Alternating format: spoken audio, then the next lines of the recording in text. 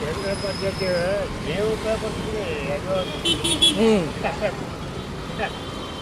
చెప్పండి సార్.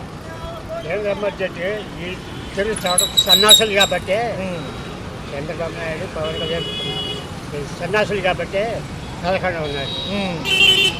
కేంద్రం మద్దతు వీళ్ళు లేకపోతే లేదు. అలాంటప్పుడు గట్టిగా అడగాల్సింది పోయి ఏం అడగలేదు. రాష్ట్రానికి అన్యాయం జరుగుతుందంటున్నారు. వీళ్ళకి అన్యాయం వీళ్ళు ఎంత దద్దమ్మలు ఎవరు లేరు. పవన్ కళ్యాణ్ చంద్రబాబు నాయుడు దద్దమ్మలు ఈ 5 సంవత్సరాలు దద్దమ్మలు.